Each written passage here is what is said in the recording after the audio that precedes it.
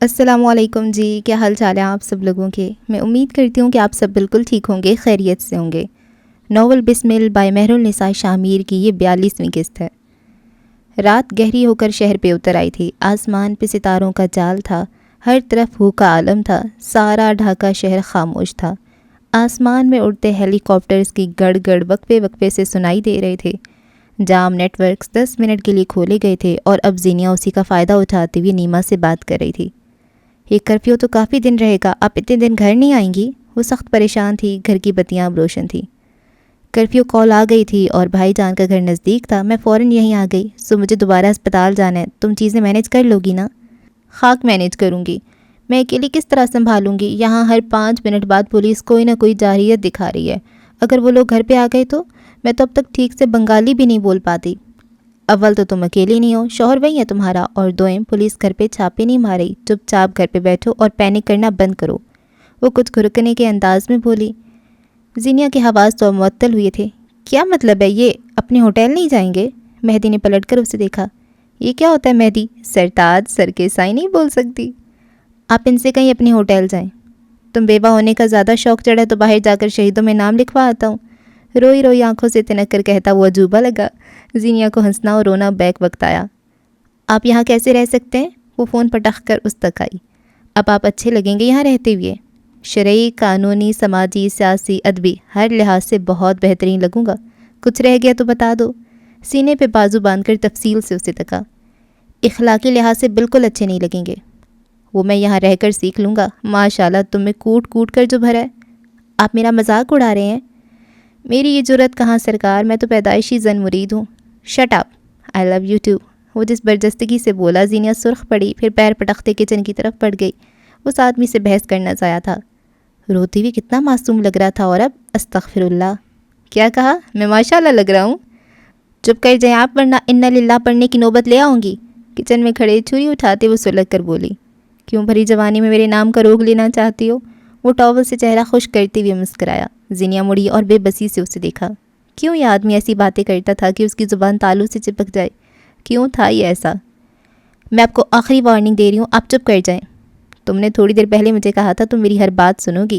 یہ آؤ، میں تمہیں مزید باتیں سنانا چاہتا ہوں، اور ایک بار پھر تم سے اظہار محبت سننا چاہتا ہوں۔ وہ صوفی کی جانب اشارہ کر رہا تھا۔ بہت سن لیا میں نے، بہت ہو گیا۔ زینیا نے سر نفی میں ہلایا اور کچن سے نکل کر باہر آئی۔ سبزی کے تھیلے اب بھی وہیں پڑے تھے، کوئی اور سبزی نہیں تو اب ٹینڈوں سے ہی گزارا کرنا تھا۔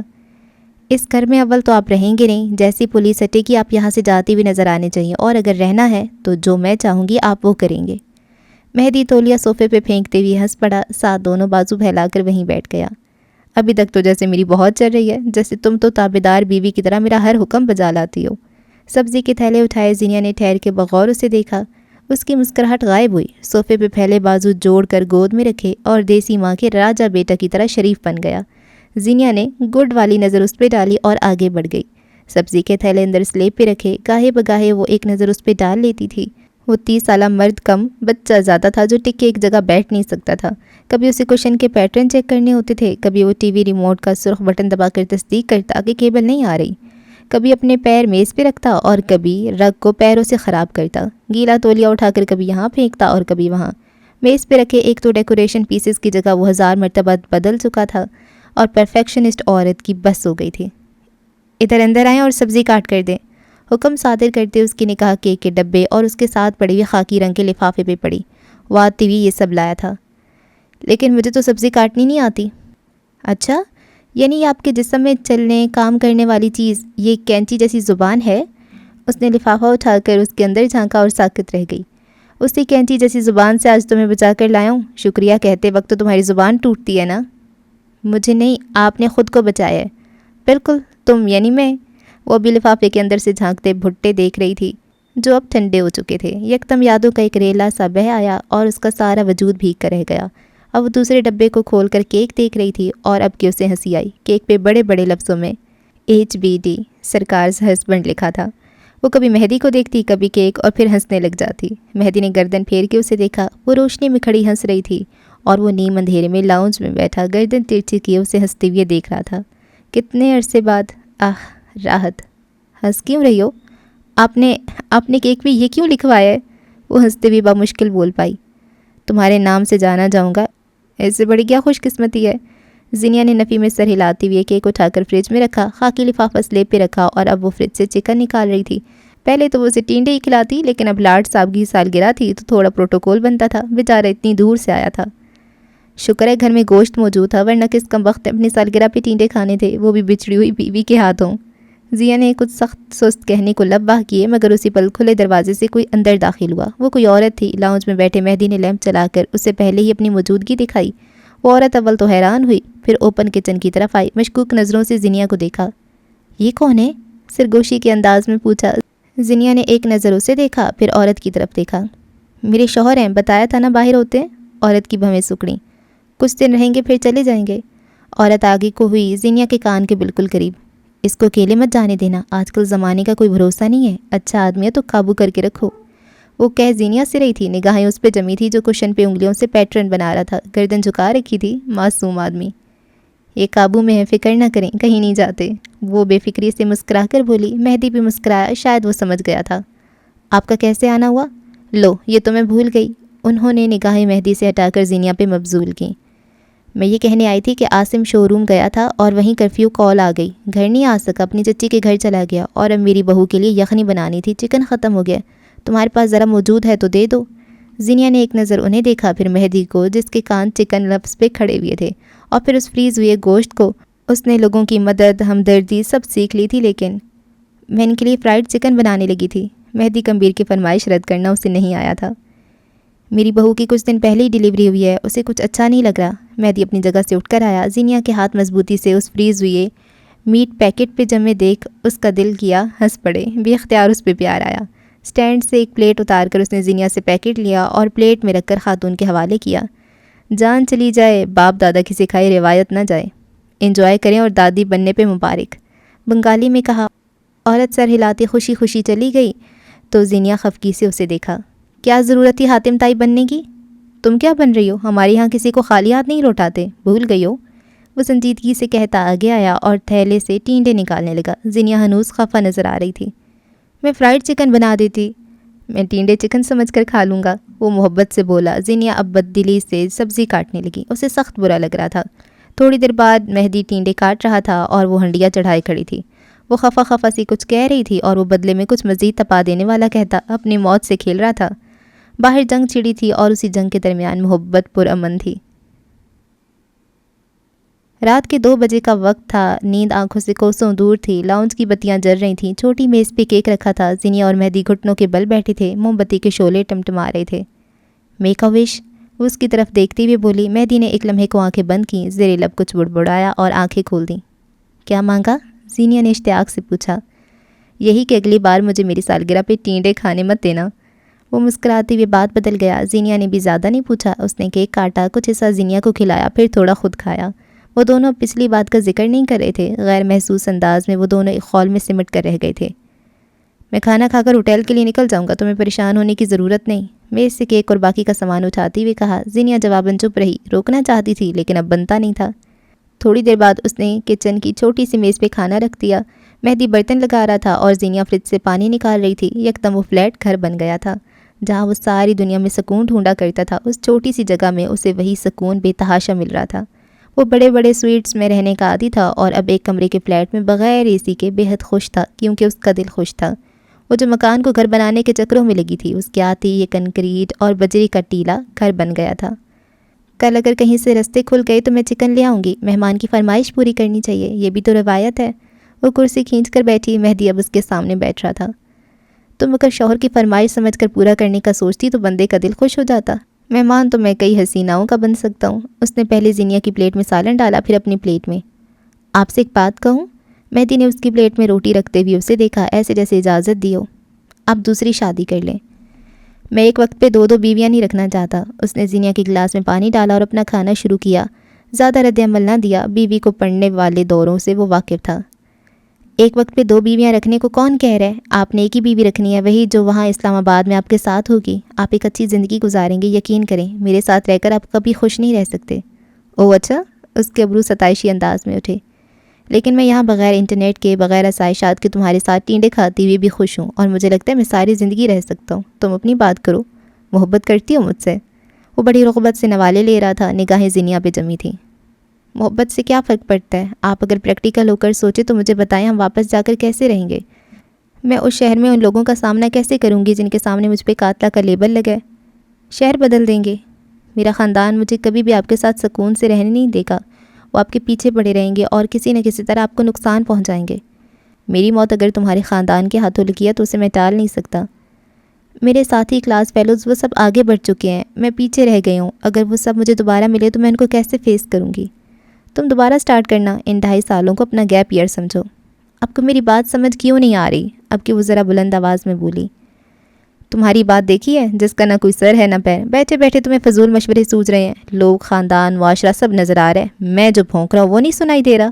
اس کا لہجہ سخت تھا۔ تم اپنی وجہ سے میرے ساتھ نہیں رہنا چاہتی تو بولو، میں تمہیں دوبارہ اپنی شکل نہیں دکھاؤں گا، لیکن اگر تم دنیا کی وجہ سے مجھے چھوڑنا ہے تو بھول جاؤ کہ مہدی تمہاری کوئی بات مانتا بھی تھا۔ اس نے 2 ٹوک بات کی۔ زینیا نے کھانے سے ہاتھ کھینچ لیا۔ ٹینڈے اسے ویسے ہی نہیں پسند تھے اور اب سارا الزام مہدی پہ آنا تھا۔ وہ جتنا نرم سہی تھا تو شوہر اب ذرا سی ڈانٹ پہ وہ منہ پھلانے والی تھی۔ میں یہاں سیٹلڈ ہوں۔ بہت دیر بعد اس نے ایک اور عذر پیش کیا۔ اوہ واقعی، یہ جو تمہارا کروڑوں روپے کا گھر ہے اور باہر تمہاری SUV کھڑی ہے، ان دونوں کو اسلام آباد لے چلیں؟ اس نے کھانا کھانا چھوڑ دیا اور اب برتن سمیٹنے لگا۔ وہ ٹینڈے کھا سکتا تھا، لیکن اگر اس کی بیوی ٹینڈے جیسا منہ بنا کر بیٹھے گی تو معذرت۔ وہ اٹھ کر کمرے میں چلی آئی اور کمرے سے بالکنی۔ مہدی اس کے پیچھے نہیں گیا۔ وہ کچن میں آیا، فریج سے دودھ نکالا اور چائے بنانے کے لیے ساس پین نکالا۔ وہ الگ طرح کی چائے پیتا تھا جس کے لیے پہلے پانی نہیں ابلتا تھا۔ وہ دودھ میں چینی پتی ڈالنے کے بعد 2 گھونٹ جتنا پانی ڈالتا اور اسے کئی منٹ ابالتا رہتا۔ اس کے بعد جو مایا تیار ہوتا تھا وہ چائے نہیں، شاہکار ہوتا تھا۔ اوون میں بھٹے گرم کر کے ان کے اوپر لیموں کا رس چھڑک کر 15-20 منٹ بعد وہ 2 مگ ایک پلیٹ ٹرے میں رکھے آتا دکھائی دیا۔ زینیا ٹانگیں سمیٹتی ہوئی بیٹھی تھی۔ بالکنی سے باہر سڑک پہ پولیس نظر آ رہی تھی۔ مہدی اندر کمرے تک گیا اور بالکنی کی بتیاں بجھا کر واپس آیا۔ اب وہاں اندھیرا تھا۔ پولیس کی نگاہ اب اس طرف نہیں پڑنے والی تھی۔ اس کے سامنے بیٹھتے ہوئے وہ اب مکئی کے دانے پلیٹ میں چھیل رہا تھا۔ گاہے بگاہے زینیا کو بھی دیکھ لیتا۔ آپ نے ایک ایسی قید دیکھی ہے جس میں آپ کو کوئی نہیں دیکھ سکتا؟ وہ اس کے متحرک ہاتھوں پہ نگاہیں جمائی ہوئے بول رہی تھی۔ میری قید برہنہ تھی، وہاں مجھے سب دیکھ سکتے تھے۔ میری قید بیچ چوراہا تھی جہاں ہر کوئی مجھ پہ انگلی اٹھا سکتا تھا، میری بات کر سکتا تھا اور میرے خلاف جا سکتا تھا، کیونکہ میرے ساتھ ٹھہرنے والے لوگ گنے چنے تھے۔ مجھے موت سے خوف آ رہا تھا۔ زندگی دوہری اذیت تھی۔ میرے جسم پہ آج بھی ان الزامات کے نشان ہیں جو مجھ پہ لگے تھے، اور مجھے آج بھی اس شخص سے بےحد خوف آتا ہے جس نے یہ الزام لگائے تھے۔ میں اس کے سامنے جانے کے خیال سے ہی مرنے لگتی ہوں۔ اس کے متحرک ہاتھ ٹھہر گئے اور وہ نگاہیں اٹھا کر اسے دیکھنے لگی۔ کیس مہدی زینیا اکتکون ہے اور آپ اس بات کو بھول نہیں سکتے جو بھی اس نے کیا ہے۔ میں تمہاری حفاظت کروں گا، لیکن میں آپ کی حفاظت کرنا چاہتی ہوں اور مجھے لگتا ہے میں نہیں کر پاؤں گی۔ وہ اپنی بات پہ زور دیتی ہوئی بولی۔ تمہیں اس کی ضرورت نہیں ہے یار۔ یہی بات میں کہوں تو؟ وہ دو بدو بولی۔ محبت میں جنس کی تفریق نہیں ہوتی۔ آپ میرا اچھا سوچیں گے تو میں بھی آپ کا اچھا سوچنے پہ مجبور ہوں، اس پہ میرا کوئی اختیار نہیں ہے۔ مہدی چائے کا مگ اٹھاتے ہوئے ہنسا۔ کیا جھک مار دی میں نے، اچھا خاصا سیاہ تھا، مختلف ملک گھومتا تھا، اچھی زندگی کٹ رہی تھی، اور پھر مجھے آپ ملی سرکار۔ میری زندگی 360 ڈگری پہ بدل کر رہ گئی۔ آپ ہنسیں تو دن بنے، آپ کا چہرہ ٹینڈے جیسا ہو تو میری زندگی بد ذائقہ۔ مکئی کے دانوں سے بھری پلیٹ اس کی طرف بڑھائی تو اس نے چپ چاپ تھام لی، مگر کچھ کھایا نہیں۔ ویٹ، تم نے ابھی مجھ سے محبت کا اظہار کیا؟ وہ یکدم کچھ یاد آنے پہ بولا۔ کان بجنے لگے ہیں سرکار، وہ اسی کے انداز میں بولی۔ نہیں، تم نے ابھی کہا کہ محبت میں جنس کی تفریق نہیں ہوتی۔ میں نے تو ایسا کچھ نہیں کہا۔ کم از کم تمہیں جھوٹ نہیں بولنا چاہیے، اور آپ کو اس وقت اپنے ہوٹل جانا چاہیے۔ مہدی نے تعصب سے نفی میں گردن ہلائی۔ بیویاں شوہروں سے کہتی ہیں سرتاج جلدی گھر آئیے گا، اور ایک تم ہو۔ ان بیویوں کے شوہر آپ جیسے نہیں ہوتے، ہینسم، خیر داماد۔ یہ الزام ہے پھپھو کی بیٹی، وہ برا منا گیا۔ ماموں کے بیٹے اب جو ہے یہی ہے، گزارا کریں۔ اس نے اپنی چائے کے آخری گھونٹ بھرے اور جانے کو کھڑا ہوا۔ زینیا نے اسے کھڑے ہوتے ہوئے دیکھا اور اسے اپنی چائے نہ جانے کیوں کڑوی لگی تھی۔ اس نے کہہ دیا اور یہ جانے کو تیار بھی ہو گیا۔ میری یاد میں رات کو رونا مت ہوکے، میرے آنسو تو ابھی سے نہیں رک رہے۔ اس نے چہرہ آگے کر کے دکھایا۔ مہدی مسکراتے ہوئے جھکا اور اسی طرح جھکے ہوئے اس کے ماتھے پہ لب رکھے، پھر اس کے بال بگاڑ کر سیدھا ہوا۔ زینیا حاکم سٹ پٹاتے ہوئے پیچھے ہوئی، اسے یہ امید نہیں تھی۔ میرے گھر میں رہیں گے تو مجھ سے 10 فٹ کے فاصلے پہ رہنا ہوگا، لیکن میں تو اپنے گھر جا رہا ہوں۔ وہ مسکرایا۔ زینیا کا دل زور سے دھڑکا۔ وہ اسے نظر انداز کرتے ہوئے باہر دیکھنے لگی۔ مہدی نے کچھ کہنے کو لب کھولے، مگر اسی پل فائر کی آواز گلی میں گونجی۔ وہ دونوں اپنی اپنی جگہ ساکت ہوئے۔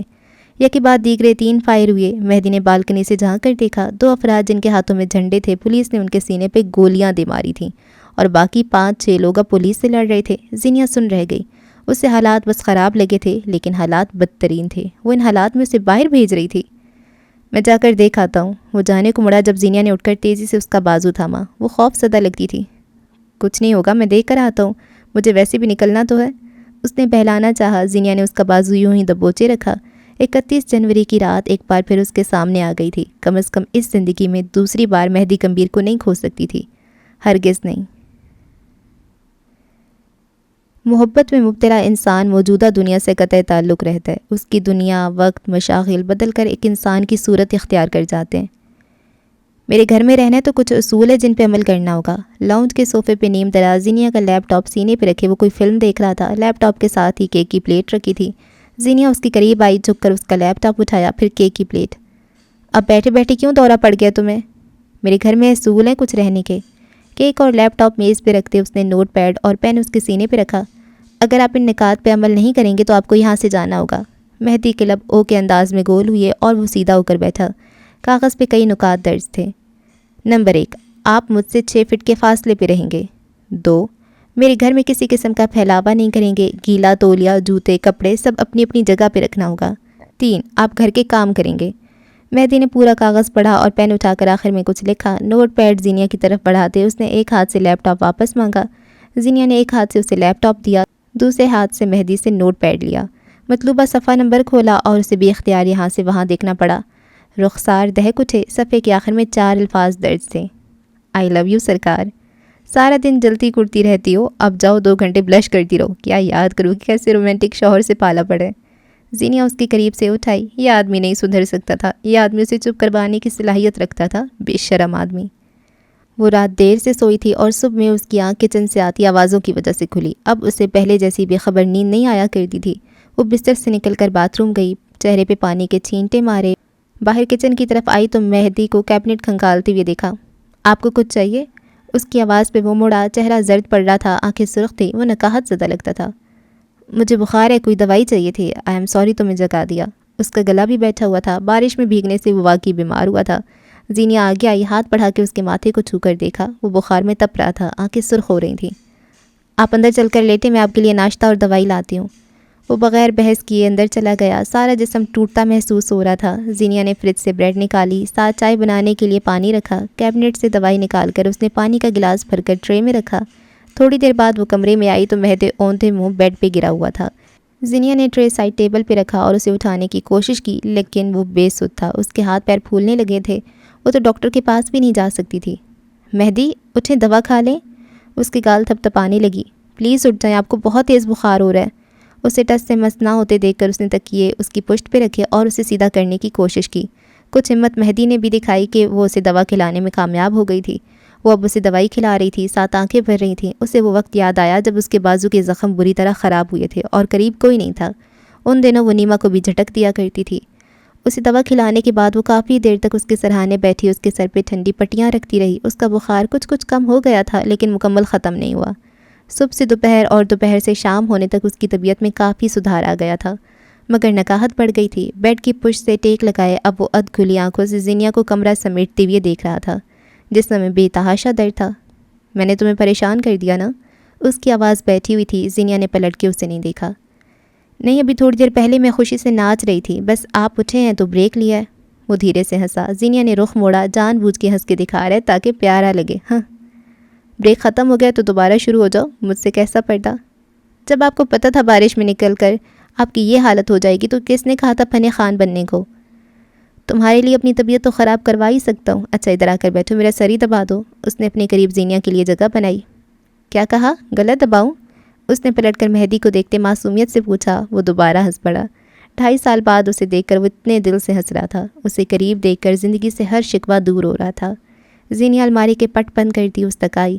مہدی ٹیک چھوڑ کر نیم دراز ہوا۔ اب وہ اس کے قریب بیٹھی اس کا سر دبا رہی تھی، دوسرا ہاتھ گود میں دھرا تھا۔ چند پل وہ خاموش رہا۔ تمہارے ہاتھوں میں جادو ہے۔ اسے آرام آنے لگا تو بہت سکون سے بولا۔ مجھے بھی ایسا لگتا ہے۔ پھر غلط دبانے کے بارے میں کیا خیال ہے؟ مہدی نے اس کا گود میں دھرا ہاتھ اپنے سینے پہ رکھا اور آنکھیں موند لیں۔ کیوں ہر وقت مرچیں چبا کر رکھتی ہو؟ کبھی تو کوئی ایسی بات کرو جسے سن کر میرا موڈ اچھا ہو جائے۔ اور ایسا کس صورت ہوگا؟ وہ اس کی کن پٹی پہ انگلیوں کا زور دیتے ہوئے پوچھنے لگی۔ وہ ہلکا سا گراہا۔ جب تم مجھے وہ 3 میجیکل الفاظ بولو گی۔ سو جائیں چپ چاپ۔ وہ اٹھنے لگی جب مہدی نے گرفت میں لیے ہوئے ہاتھ کو انگلیوں کے درمیان پھنسایا، ایسے کہ وہ ٹھہر کے اسے دیکھنے لگی۔ میں سو جاؤں تو چلی جانا، وہ التجائیہ انداز میں بولا، پھر اس کا ہاتھ اپنی آنکھوں پہ رکھے آنکھیں موند لیں۔ زینیا گہری سانس لیتے ہوئے اس کے پاس بیٹھی رہی۔ یہ کیس کمبیر نہیں تھا جسے وہ دھتکار دیتی، جس کے سامنے سخت اور بے تاثر رہ لیتی۔ یہ آدمی اس کا شوہر تھا۔ ان دونوں کے درمیان ایک تعلق تھا جس میں دوری، جھگڑا، بے رخی وقتی تھی۔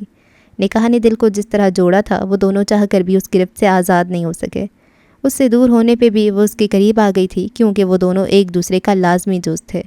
کچھ دیر بعد وہ سو گیا تو زینیا نے لیمپ بجھا دیا۔ اس کے قریب بیٹھے ہوئے وہ کئی لمحے اسے تکتی رہی، محبت سے، سادگی سے، ستائش اور فخر سے۔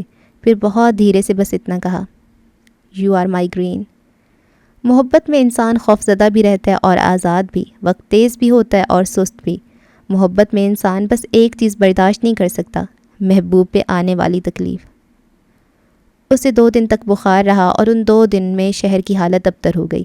پولیس کی جارحیت اور ظلم اتنا بڑھ چکا تھا کہ کسی بھی انسان کو ضرورت کے تحت گھر سے نکلنے پہ بری طرح مارا پیٹا جاتا۔ کئی طلباء جان کی بازی ہار گئے تھے، کیبل کٹ گئی تھی، انٹرنیٹ مکمل طور پہ بند، ڈھاکہ بلیک آؤٹ کا شکار تھا، ایسے جیسے وہاں لوگ نہ رہتے ہوں۔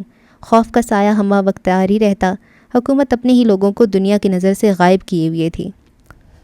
وہ رات دیر تک جاگتی رہی تھی۔ بخار کے بعد اس کے شوہر نامدار کو اپنے 3 دن پرانے کپڑے بہت برے لگنے لگے تھے اور کرفیو 30 منٹ کے لیے ہٹا دیا گیا تاکہ لوگ گھروں کے لیے کھانا اور سبزی لے آئیں۔ ہوٹل کا راستہ 2 گھنٹے کا تھا۔ وہ جانا چاہتا تھا لیکن اسے اس حالت میں زینیا نے جانے نہیں دیا۔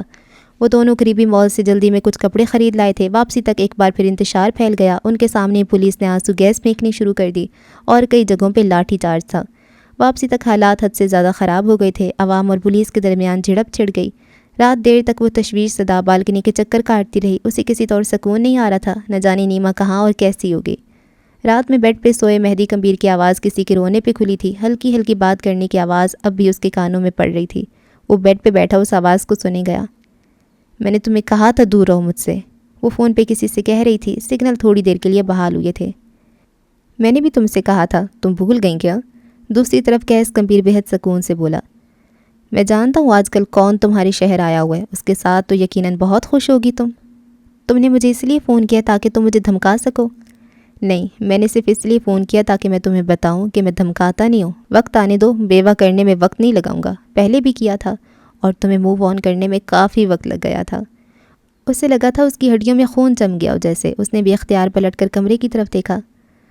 تم سے ہمدردی ہو رہی ہے یار، کتنے سال ہو گئے اور تم اب بھی نہیں سمجھ سکیں کہ تم سے دستبرداری اس زندگی میں نہیں دوں گا۔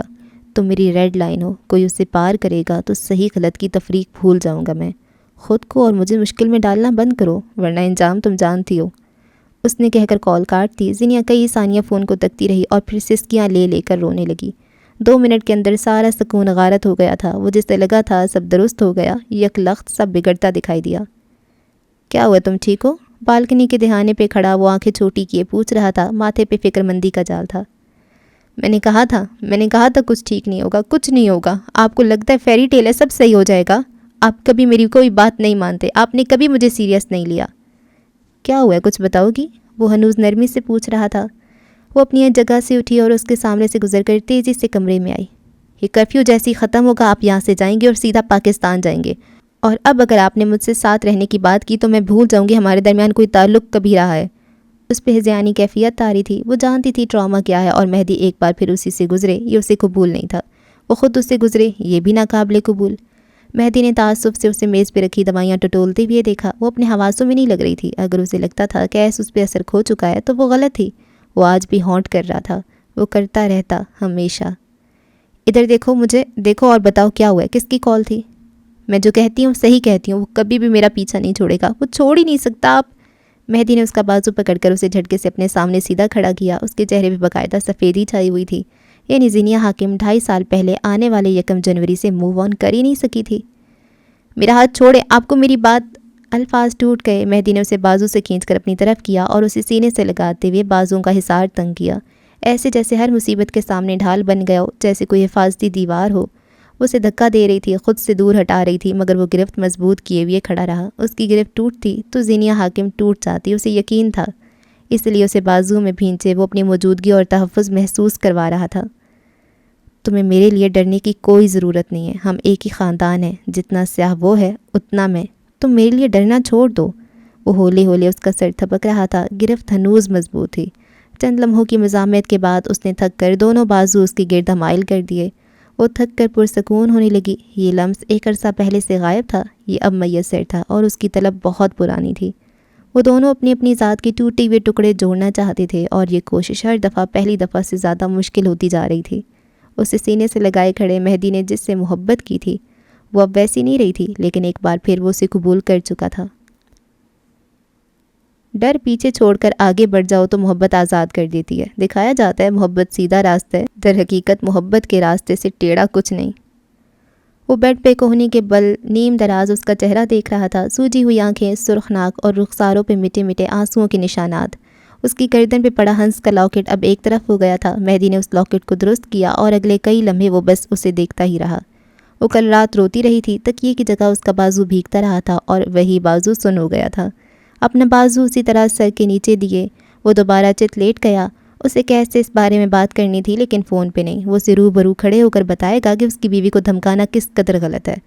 تھوڑی دیر بعد زینیہ کی آنکھ کھلی تو مہدی جاگ رہا تھا۔ وہ تیزی سے اٹھ کر بیٹھی، مندی مندی آنکھوں سے اسے دیکھا جو اب اپنا بازو سیدھا کر رہا تھا۔ وہ تھوڑی دیر تک اپنے حواس بحال کرتی رہی، پھر بالوں میں ہاتھ پھیر کر انہیں سیدھا کیا۔ آنکھوں میں ہنوز نیند کا خمار تھا۔ میں پتہ نہیں کیسے سوتی رہ گئی، آپ نے ناشتہ کر لیا ہے؟ بالوں کو کیچر میں باندھتے ہوئے پوچھا۔ بیگم گھر میں کھانے کو صرف میرا دماغ ہے جس پہ سارے جملے حقوق تمہارے ہیں، پینے کو خون جسے تم نے ویسے ہی آدھا کر دیا ہے، میرے لیے بچا ہی کیا ہے؟ وہ اس کے بالوں سے کیچر نکالتے اپنے الفاظ میں گھر کے راشن کی حالت بتا رہا تھا۔ صبح خالی معدے کے ساتھ وہ اس سے لڑائی نہیں بول لے سکتی تھی، سو چپ چاپ اٹھ کر واش روم چلی گئی۔ تھوڑی دیر بعد جب وہ نہا کر باہر آئی تو مہدی باہر سے اندر آ رہا تھا، سفید رنگ کے چکن کاری سوٹ کے ساتھ ہم رنگ ٹراؤزر پہنے۔ وہ آئینے کے سامنے کھڑی بالوں میں برش کر رہی تھی۔ چوکھٹ پہ کھڑے مہدی کو دیکھا تو مسکرائی، تازہ دلکش مسکراہٹ۔ اچھے لگ رہے ہیں، فلرٹ کر رہی ہو میرے ساتھ؟ کیوں نہیں کر سکتی؟ تم ہی تو کر سکتی ہو، میں شروع کروں گا تو بلش کرنے لگو گی۔ اس کے اتنے عام سے جملے پہ بھی وہ اسے دیکھنا چھوڑ شیشے کی طرف متوجہ ہو گئی تھی۔ مہدی بھرپور مسکرایا۔ ویسے کیا لگتا ہے؟ وہ قدم قدم چلتا ہوا آیا اور اس کے حکم میں آ کر رکا۔ شیشے میں اب ان دونوں کا عکس ابھر رہا تھا، مکمل عکس۔ کس بارے میں؟ اپنے بارے میں۔ وہ اس کے ہاتھوں سے برش لیتے ہوئے بولا۔ میرے بارے میں کیا؟ بغیر کسی ٹریگر وارننگ کے اتنی خوبصورت لگو گی تو میرے دل کا کیا ہوگا؟ وہ مسکراہٹ دبائے جان بوجھ کر اسے تنگ کر رہا تھا۔ زینیہ نے مڑ کر اس کے ہاتھ سے برش لیا اور دوبارہ آئینے میں دیکھنے لگی۔ آپ پبلک سپیکر ہیں، باتیں بنانے کے علاوہ آتا ہی کیا ہے آپ کو؟ تمہیں لگتا ہے میں پبلک سپیکر ہوں اس لیے تمہاری تعریف کرتا ہوں تو تم غلط ہو۔ وہ دراز سے ڈرائر نکالتے ہوئے بولا۔ میں شاعر ہوتا تو تمہارے لیے دیوان لکھتا۔ زینیہ مڑی، محظوظ نظروں سے اسے دیکھا۔ ادیب ہوتے تو میری ساری کتابیں تمہارے نام ہوتی۔ سائنسدان ہوتے تو میری ہر ایجاد تمہارے نام۔ وکیل ہوتے تو تمہیں دیکھ کر دلیلیں بھول جاتا۔ جج ہوتے تو سارے فیصلے تمہارے حق میں کرتا۔ ڈاکٹر ہوتے تو تمہیں دیکھ کر شفا یاب ہوتا۔ فوجی ہوتے تو جنگ جیت کر مال غنیمت تمہیں سمجھتا۔ زینیہ ہنس پڑی اور پھر ہنستی چلی گئی۔ مہدی اسے دیکھ کر مسکرا رہا تھا۔ کل رات والی ساری کلفت بہہ گئی تھی۔ وہ اسے دیکھ کر ہر بری یاد پیچھے چھوڑ رہی تھی۔ خوابوں کی دنیا سے نکل آئیں اور اس وقت کچن میں چل کر میرے ساتھ ناشتہ بنوائیں۔ ویسے میں انتظام کر آیا ہوں۔ اس نے سوئچ بورڈ میں ڈرائر کا پلگ لگایا تو زینیہ خود اس کے سامنے آ کر کھڑی ہوئی۔ ساتھ والی لویزا سے چکن لے کر آیا ہوں، وہ آئی تھی نا اس دن کافی لینے، حساب برابر۔ بریرہ خالہ سے دودھ کے پیکٹ لایا ہوں۔ اور آپ لویزا کے گھر کیوں گئے؟ اس کی سوئی ایک جگہ آ کر اٹکی۔ پتہ نہیں ہے، وہ اکیلی رہتی ہے۔ مہدی اس کے بال ہاتھوں سے ٹھیک کرتے انہیں خوش کرتا مصروف سے انداز میں بولا۔ وہ بھی تو آئی تھی، ہم سے کتنی چیزیں لے کر گئی ہے، کرفیو سے باہر تو نہیں جا سکتے، کچھ نہ کچھ تو کرنا تھا نا۔ اور وہ بہت اچھی تھی، اس نے مجھے کافی بھی آفر کی، گھر بلایا، لیکن میں جلدی آ گیا۔ وہ نہیں جانتا تھا انجانے میں اپنے پیر پہ کس طرح کلہاڑی اس نے خود دے ماری تھی۔ اس کے گھنے بالوں کو خشک کرتے وہ یہ بھول گیا تھا بہت جلد اس کا اپنا خون خشک ہونے والا تھا۔ مہدی نے ناشتہ بنایا، زینیہ نے برتن دھو کر سیٹ کیے، پھر دونوں نے مل کر گھر صاف کیا اور ساتھ کھانا بنایا۔ تھوڑی دیر بعد وہ دونوں میز پہ ایک دوسرے کے آمنے سامنے بیٹھے تھے۔ وہ فرائیڈ چکن کو دیکھتے ہی خوش ہوا، مگر زینیہ حاکم نے اس کی ساری خوشی پہ پانی پھیر دیا۔ آپ یہ نہیں کھائیں گے؟ اس نے فرائیڈ چکن اپنی طرف کی۔ یہ لیں مزے سے کھائیں۔ ٹینڈے کی سبزی اس کی طرف بڑھائی۔ مہدی نے بے یقینی سے اسے دیکھا اور پل میں سارا ماجرا سمجھ گیا۔ میں تمہارا مجازی خدا ہوں، ایک ذرا سی جیلسی کے چکر میں مجھے یہ کھلاؤ گی؟ زینیا نے کندھے اچکائے اور بڑے مزے سے اپنا کھانا شروع کیا۔ اب آپ اس طرح دوسری عورتوں سے کافی کی دعوتیں سن کر آئیں گے تو مجھے ہی کچھ کرنا پڑے گا؟ اب کوئی اور مجھ سے فلرٹ کرے یہ بھی میرا قصور ہے؟ میرے ساتھ نکلتے تو یہ تو نہ ہوتا، آپ بھگتیں۔ اس نے پلیٹ کی طرف اشارہ کیا۔ اور ویسے بھی آپ ہی نے کہا تھا کہ آپ ساری زندگی میرے ساتھ ٹینڈے کھا سکتے ہیں۔ آج پہلی بار مہدی کبیر کو اندازہ ہوا کہ آدمی شوہر ہو تو محبت میں بڑے بڑے وعدے نہیں کرنے چاہیے، ورنہ بھگتنے پڑ جاتے ہیں۔ صرف ایک شخص کا ساتھ ساری کائنات کے زاویے کیسے بدل سکتا ہے؟ محبت کو ایسے کمالات اگر حاصل تھے تو یہ واقعی کمال ہی تھا۔ چائے کے خالی مگ ایک طرف رکھے تھے، ان دونوں کا پورا دھیان گیم پہ تھا۔ صبح سے لوڈو کھیل کھیل کر وہ دونوں تھک گئے تھے، سو اب اصول بدل کر کھیل شروع کیا گیا۔ جس کی گوٹی مری اسے اس کے ہاتھ پہ تھپڑ پڑے گا، اور اس وقت جس کی گوٹی مری تھی وہ زینیا حاکم صاحبہ تھیں۔ بیوی کو مارنے والے جہنمی ہوتے ہیں، اس نے دونوں ہاتھ جوڑ کر اس کے آگے کر دیے اور ساتھ جتایا بھی۔ اس کے مضبوط ہاتھ دیکھ کر ہی خون خشک ہو رہا تھا۔ اس وقت تو میری بیوی نہیں میری حریف ہو۔ مطلب کہ وقت بیوی کو اس کے درجے سے ہٹانے والے جہنم کی تہہ میں جاتے ہیں۔ ایسا کوئی حکم شوہروں کے لیے کیوں نہیں؟ تھپڑ مار مار کر میرے ہاتھوں کی نسیں سجا دی تم نے۔ اس نے اپنے ہاتھ آگے کیے۔ مرد مضبوط ہوتا ہے، اس نے نامحسوس انداز میں ہاتھ پیچھے کیے۔ عورت کو بھی ہونا چاہیے، زمانہ بدل رہا ہے، اب ہاتھ ادھر لاؤ۔ اس نے کھینچ کر اس کے جڑے ہوئے ہاتھ سامنے کیے۔ زینیا نے آنکھیں بند کر لیں۔ ایسے ماروں گا کہ تم یاد رکھو گی، خیال رکھنا ہاتھ کی ہڈی نہ چٹک جائے۔ وہ اس کی بند آنکھوں کو دیکھ کر اسے تنگ کرنے لگا۔ تیار ہو؟ مار دوں؟ زینیا نے اس بات میں سر ہلایا۔ آنکھیں میچ رکھی تھیں۔ مہدی کا دل کیا وہ کہہ کہے مار کر ہنسے۔ چند لمحے زینیا کو محظوظ نظروں سے دیکھتے رہنے کے بعد اس نے اس کے دونوں ہاتھ اوپر کیے، پھر بے حد نرمی اور عقیدت سے انہیں باری باری لبوں سے لگایا۔ زینیا نے پٹ سے آنکھیں کھول کر اسے دیکھا۔ میں تمہیں بتانا بھول گیا تھا کہ اگر کبھی حریف بن کر تمہیں نقصان پہنچانا پڑے تو میں امن کا اعلان کر دوں گا۔ زینیا اسے دیکھتی رہی۔ سبز آنکھیں سنہری آنکھوں سے ملی۔ وقت نے گہری سانس لی، زمانے کی ساتوں پہ پڑی کثافت دھل گئی۔ زندگی پرسکون سانس خارج کرتے ایک طرف کھڑی انہیں دیکھ کے گئی۔ یو آر مائی گرین، اس کا مطلب کیا ہے؟ اس کے ہاتھ اپنے ہاتھوں میں لیے بڑے رازداری سے پوچھا۔ زینیا کی آنکھیں باقاعدہ پھیل لی تھیں۔ اس نے خفگی سے اپنے دونوں ہاتھ کھینچ کر اس کے ہاتھوں سے نکالے۔ آپ جاگ رہے تھے؟ میں نے 3 میجیکل الفاظ سننے کی فرمائش کی تھی اور میری تابعدار بیوی نے میری فرمائش پوری کرنی تھی، اس لیے جاگ رہا تھا۔ زینیا نے ہاتھ مار کے سارا کھیل خراب کیا۔ فضول گیم ہے، میں نہیں کھیل رہی۔ خفت چھپانے کو اٹھ کر بالکنی میں آ گئی۔ مہدی پلنگ تک آیا، ایک تکیہ اٹھایا اور بالکنی کے فرش پہ رکھ کر لیٹ گیا۔ زینیا ریلنگ پہ ہاتھ جمائے نیچے جھانکتی رہی۔ آؤ ساتھ میں تارے دیکھیں۔ یہ کوئی کام ہے کرنے والا؟ ویسے ہی میرے ساتھ ایک اور فضول حرکت۔ وہ گردن پھیر کر کچھ دیر اسے دیکھتی رہی، پھر اس کے قریب اس کی مخالف سمت میں لیٹ گئی، یوں کہ دونوں کے سر جڑے ہوئے تھے اور ٹانگیں مخالف سمت میں۔ بہت دیر تک دونوں خاموشی سے آسمان کو دیکھتے رہے۔ ستارے، چاند معمول سے زیادہ روشن لگے۔ پھر زینیا نے چہرہ اس کی طرف پھیرا، ایسے کہ وہ اس کا نیم رخ دیکھ سکتی تھی۔ اس قید میں آپ کو سب سے زیادہ کس کی یاد آتی تھی؟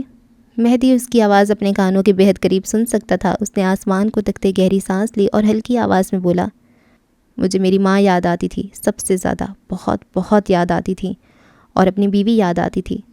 اور ابا سے کبھی اٹیچمنٹ رہی ہی نہیں۔ میرا اور ابا ایک جیسے تھے، مصلحت پسند۔ میں اپنی ماں پہ گیا تھا، آر یا پار کے فیصلے کرنے والا۔ میں آج بھی اپنی ماں کو بہت مس کرتا ہوں۔ زینیا کو لگا اس کی آواز گیلی ہوئی تھی۔ مجھے لگتا تھا میں کبھی اس قید سے نہیں نکل سکوں گا، بہت ڈر لگتا تھا وہاں، گلٹ بھی ہوتا تھا کہ میں تمہیں پروٹیکٹ نہیں کر سکا۔ خود کو دیکھ کر گھن آتی تھی، میں ایک مرد ہو کر تمہیں، اپنی عورت کو پروٹیکٹ نہیں کر سکا۔ اس کے حلق میں آنسوں کا گولا اٹکا۔ زینیا اس کا نیم رخ دیکھ سکتی تھی۔ اس روز میں نے جو بھی کیا، جو بھی سے مراد ٹینڈوں پہ لڑائی؟ زینیا کے کہنے پہ وہ ہنس پڑا، پھر چہرہ اس کی طرف موڑا۔ اب وہ دونوں ایک دوسرے کو دیکھ سکتے تھے، دونوں زیر لب مسکرا رہے تھے۔ وہ 2.5 سال کا غصہ اور فرسٹریشن تھی، میں ٹریگر ہوا تھا، اس لیے میں نے ایسا رد عمل دیا۔ اس نے 2 انگلیوں کے درمیان ایک بار پھر اس کی گردن میں جھولے نیکلس کو چھوا۔ تمہیں یہ کہاں سے ملا تھا؟ جو آفیسر آپ کے کیس کی تفتیش کر رہا تھا اس نے دیا، اسے آپ کے کمرے سے ملا تھا۔ تمہیں پتہ تھا یہ میں نے لیا ہوگا؟ یقین تھا۔ تم جانتی ہو میں نے تمہیں ہمنگ برڈ کا لاکٹ کیوں دیا تھا؟ وہ ہنوز اس لاکٹ کو انگلیوں سے چھو رہا تھا۔ کبھی تو زینیا نے اسے چھوا ہوگا، کبھی تو اس لاکٹ کو دیکھ کر اسے یاد کرتی رہی ہوگی۔ جب دیا تھا تب نہیں جانتی تھی، اب جانتی ہوں۔ ہمنگ برڈ کا مطلب تھا اچھا بخت، کیونکہ اس وقت میں CSS کی تیاری کر رہی تھی، اس لیے آپ نے مجھے وہ دیا۔ مہدی مسکرایا تھا۔ ہنس ایک وفادار پرندہ ہے جو کہ اپنے ساتھی کے ساتھ ہر حد تک وفادار رہتا ہے، یہاں تک کہ جب اس کا پارٹنر مر جائے تو وہ دوبارہ کسی کے ساتھ تعلق نہیں بناتا۔ ہنس ریزروڈ رہتا ہے، مہدی نے اضافہ کیا۔ ہنس سچی محبت کرتا ہے، زینیا نے تبصرہ کیا۔ اب تم بتاؤ اس رات جو تم نے کہا اس کا کیا مطلب ہے؟ لاکٹ دو انگلیوں کے درمیان رکھے وہ اسے دیکھتے ہوئے پوچھ رہا تھا۔ کمرے سے آتی ہلکی روشنی ان دونوں پہ پڑ رہی تھی۔ میں کیوں بتاؤں؟ میں نے مطلب ڈھونڈا تھا، آپ بھی ڈھونڈے۔ نہ کرو یار، انٹرنیٹ چل نہیں رہا اور جب تک چلے گا نہیں مجھے انتظار کرنا پڑے گا۔ بتا دو نا۔ وہ بدمزہ ہوا۔ میں نہیں بتا رہی، اس نے صاف انکار کیا۔ اچھا میرے پاس تمہارے لیے کچھ ہے۔ وہ اٹھ بیٹھا۔ یہی رہنا، میں لے کر آتا ہوں۔ وہ اندر کی طرف گیا اور جب واپس آیا تو اس کے ہاتھ میں کچھ تھا۔ واپس اپنی جگہ پہ لیٹتی ہوئی اس نے زینیا کی کلائی اپنے ہاتھ میں لی اور ایک چین نما بریسلٹ اس کی کلائی کا حصہ بنا۔ اس کا ہک لگا کر اس نے کلائی دونوں کے درمیان کی، جس کے درمیان میں گول دائرے میں شاہین بنا تھا۔ ننھا سا نازک سا بریسلٹ ان داغوں کو چھپانے میں ناکام تھا جو کلائی کے کاٹے جانے کی تھے۔ وہ سوال نہیں کر سکا اور فی الحال وہ جواب نہیں دینا چاہتی تھی۔ اس کا مطلب کیا ہے؟ وہ اپنی کلائی میں موجود اس نفیس سے بریسلٹ کو نگاہوں کے آگے کرتی ہوئی پوچھنے لگی۔ گوگل کر لو۔ وہ بھی اسی کے سابقہ انداز میں بولا تو زینیا مسکرائی، اسے پتہ تھا وہ نہیں بتائے گا۔ تم نے اتنے سال مجھ سے رابطہ کرنے کی کوشش کیوں نہیں کی؟ اس کی کلائی پہ نظریں جمائے اس نے ہلکی آواز میں پوچھا۔ باہر اب ہلکی ہلکی بارش ہو رہی تھی، قطرے گریل سے لگتے خاموشی میں آواز پیدا کر رہے تھے۔ میں آپ کو وقت دے رہی تھی، مجھے لگا چیزیں آپ کے لیے مشکل ہوں گی، اور سچ کہوں تو سب آکورڈ تھا، مجھے اپنی واپسی مشکل لگتی تھی۔ واپسی اپنی طرف سے اٹھ کر اس کے پہلو میں آ کر لیٹا، اس کا سر تکیے سے ہٹا کر اپنے بازو پہ رکھا۔ اب ٹھیک ہے، اب سکون تھا، یہ جگہ پرفیکٹ تھی۔ اب تو کچھ آکورڈ نہیں ہے نا؟ یا تمہیں اب بھی وقت چاہیے؟ آپ کو کیا لگتا ہے؟ وہ نگاہیں اٹھائے سوال کر گئی۔ مجھے تو لگتا ہے میں تمہاری عادتیں بگاڑ چکا ہوں اور اب تم سب چھوڑ سکتی ہو، مجھے نہیں۔ بالکل غلط لگتا ہے آپ کو؟ یعنی صحیح لگتا ہے؟ وہ اندر تک پرسکون ہو گیا۔ ماضی میں جو تکالیف اسے ملی تھی وہ انہیں بھول نہیں سکتا تھا، مگر اس کے پہلو میں اب اس کا مرہم تھا۔ کچھ اور بھی ہوا تھا کیا؟ بہت دیر بعد اس نے مہدی کو دیکھتے ہوئے پوچھا۔ یعنی اس قید کے دوران یا اس کے بعد؟ پتہ نہیں کیوں مجھے لگ رہا ہے کچھ ہوا ہوگا۔ مہدی کی نگاہوں کے سامنے زرکون کا چہرہ آیا۔ اپنی کہانی سے اس نے بس ایک چہرہ حذف کیا تھا اور وہ خود میں فی الحال اتنی ہمت نہیں پاتا تھا کہ اس کی کوئی بات کرے۔ وہ اسے ٹال گیا تھا صحیح وقت کے لیے۔ شاید صحیح وقت کبھی نہیں آتے۔ اس رات وہ کاش یہ بات یاد رکھتا۔ قاسم کے تخت نشین کے لیے وقت ناراض ہو کر ایک کونے کا باسی ہو گیا تھا۔ سکون اور مسرت اس سے منہ پھلائے کھڑی تھی۔ وہ روز ٹھنڈی سانس بھر کر انہیں دیکھتا، پھر ہنس دیتا، ہاتھ کے اشارے سے انہیں دفان کرتا اور کام کرنے لگ جاتا۔ زندگی سے اپنے لیے چیزیں مانگنا وہ چھوڑ چکا تھا، اس نے کون سا دے دینا تھا۔ وہ کاغذات پہ جھکا ایک نئی ڈیزائن کو شروع کر رہا تھا۔ گلاس وال سے روشنی اندر داخل ہو رہی تھی۔ یہی وہ وقت تھا جب لقمان دروازہ بجاتے اندر داخل ہوا۔ اس نے کیس کے آگے کچھ فائلز رکھیں، اس کا آج کا کام اسے بتایا اور پھر ایک اہم اطلاع دی۔ براق سر گھر آئے ہیں باس، آپ نے کہا تھا ان کی عیادت کو چلنے ہیں، گاڑی تیار کروانی ہے۔ پچھلے دنوں براق کا بہت برا ایکسیڈنٹ ہوا تھا، کیس اسے ہسپتال ملنے نہیں جا سکا تھا، لیکن کل یہ اس کا موڈ براق کے گھر جانے کا بن گیا تھا۔ آرٹسٹ کو یوں بھی اپنے کام سے فرار چاہیے ہوتا ہے، اسے مل گیا تو وہ بھی اٹھ کھڑا ہوا۔ گاڑی نکالو، تم ڈرائیو کرو گے اور اسے اطلاع مت دینا۔ کچھ دیر بعد وہ اپنی گاڑی میں تھا۔ پچھلی نشست پہ بیٹھے وہ ایئرپورٹس کانوں میں لگائے لیپ ٹاپ پہ کسی میٹنگ کا حصہ تھا۔ لقمان گاہے بگاہے اس پہ ایک نظر ڈال لیتا، پھر ڈرائیو کرنے لگتا۔ وہ اسے حدیبیہ کے مقدمے میں تفصیلات دینا چاہ رہا تھا جس سے کیس پچھلے کتنے عرصے سے لٹکا رہا تھا، وہ بس پھانسی سے بچ جائے۔ مجھے جلد از جلد تفصیلات چاہیے، اوکے؟ اس نے آخری بات کہہ کر میٹنگ برخاست کی۔ کچھ کہنے کو لواح کیے تھے کہ سیاہ شیشوں کے پار اس کی نگاہ حنیف ہاؤس پہ پڑی۔ کچھ تھا جس نے گیس کمبیر کی ریڑھ کی ہڈی تک ساکن کر دی تھی۔ اس کے چہرے کی رنگت واضح طور پہ سفید پڑ گئی تھی اور وہ اس گھر کو ایک اور لمحے کے لیے نہیں دیکھ پایا۔ یہاں آنے کی جرت کیسی ہوئی؟ گاڑی موڑو جلدی، وہ پھٹی ہوئی آواز میں چلایا۔ لقمان متعجب سا اسے دیکھتا رہ گیا۔ لمحوں کے اندر اسے کیا ہو گیا تھا؟ سر آپ نے ہی کہا، میں نے پینٹ ہاؤس چلنے کو کہا تھا۔ لیکن براق سر یہی ہیں اور یہاں جانے سے کیا فرق پڑتا ہے؟ وہ لچ کر رہ گیا تھا۔ میں نے کہا ہے گاڑی موڑو، یہ اسباق اپنی ماں کے لیے سنبھال کر رکھو۔ اس کی حالت غیر سی ہو رہی تھی۔ چاروں نچار لقمان نے گاڑی کے انجن کو دوبارہ حرکت دی اور گاڑی آگے بڑھائی۔ وہ آگے بڑھ گیا، گاڑی آگے بڑھ گئی، لیکن کیس کمبیر وقت میں بہت پیچھے رہ گیا، بہت پیچھے۔ وہ چاہ کر بھی اپنے وجود کو اس وقت سے واپس نہیں لا سکا،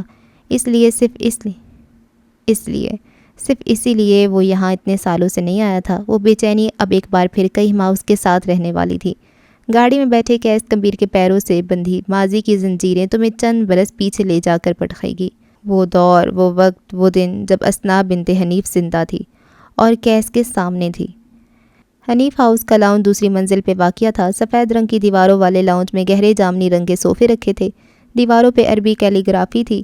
ماضی کا کیس محبت جیسے روک سے غیر شناسا تھا۔ اس کی آنکھوں میں جو چمک تھی وہ بس بلندیوں کی تھی۔ اس کے کندھے ہر قسم کے بوجھ سے خالی تھے۔ سفید کافتان میں ملبوس اسنا کے کھلے بال کمر سے نیچے تک آتے تھے۔ چہرے پہ گہرا میک اپ تھا اور ہونٹوں پہ سرخ لپسٹک۔ قیسم کامیاب رہا؟ تم درست تھے؟ ہمیشہ کی طرح، اس نے سر کو خم دیا۔